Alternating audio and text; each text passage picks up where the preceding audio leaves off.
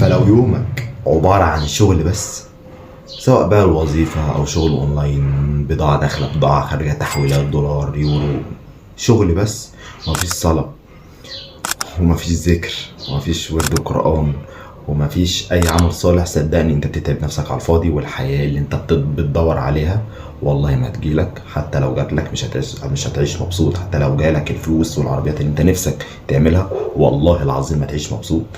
لأن حياتك وحياة روحك وسعادة روحك مش في الفلوس، مش في العربيات، في العمل الصالح، في العمل اللي هيزود لك حسناتك وانت ميت. سعادة روحك في ده.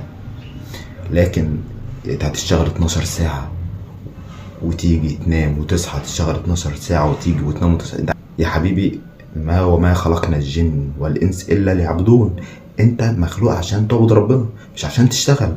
فانت عايز تعيش مبسوط وانت بعيد عن ربنا؟ لا والله والله والله العظيم ما هتدوق طعم السعادة طول ما انت بعيد عن ربنا.